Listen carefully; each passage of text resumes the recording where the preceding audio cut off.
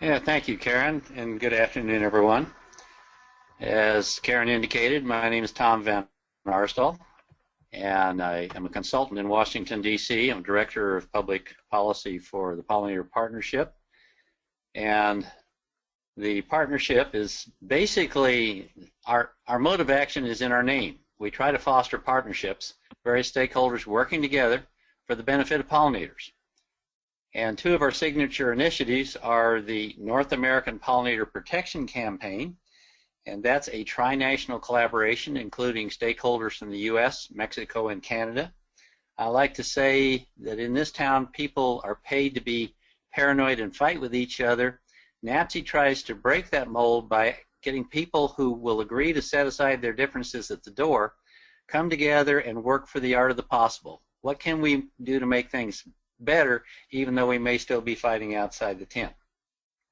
An initiative that came out of NAPSI is National Pollinator Week. This webinar is certainly timely because National Pollinator Week starts next week, June 15th, and there will be proclamations by the Secretaries of Agriculture and Interior, and proclamations at the state level by 46 different governors at current count.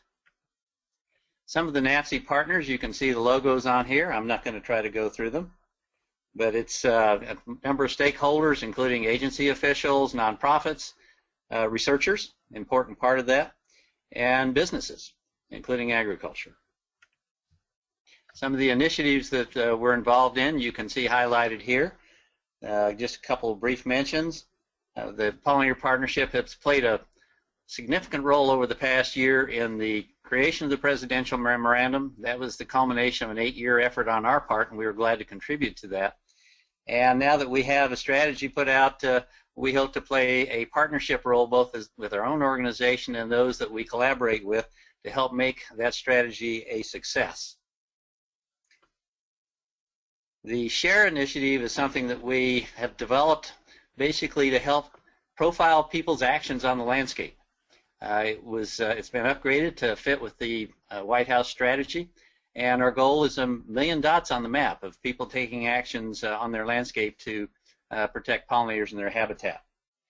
The Million Pollinator Garden Challenge is a collaboration that the Pollinator Partnership is involved with a number of organizations, including the National Wildlife Federation, a number of garden associations, American Seed Trace Association, and others, and that's linked to the SHARE map. That was just launched a week ago, and you can find out more on our site. Business for Bees is an issue we launched also in response to the strategy, getting businesses that you wouldn't think of normally, like Boeing and other companies that commit to manage their landscapes and engage their employees and customers for the benefit of pollinators.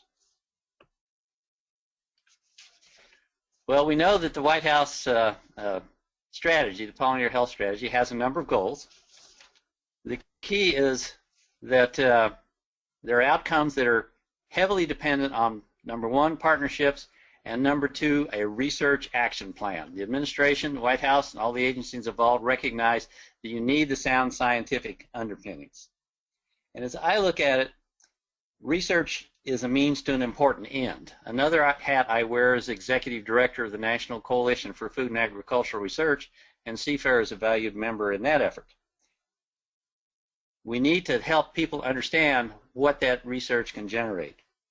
We can provide the science-based tools to help society address real challenges, including pollinator health, and we can have the best science in terms of biology and ecosystems. But as my advisor told me long ago, humans can do the best job of messing up the theory and the science in the real world. We can make humans aware of problems and actions they should be taking, but the continuing challenge is to get them to act. And that's where I think the economic and sociological sciences come in, dealing with the human behavioral part of the equation, understanding the economic actions at play and what motivates people to act, farmers and all others indeed, in terms of landscape actions, and then figuring out how to get them to move from awareness to action. As a long ago ERS alumnus, I'm privileged to moderate today's webinar, and I plan to listen and learn. Please join me in welcoming our first panelist.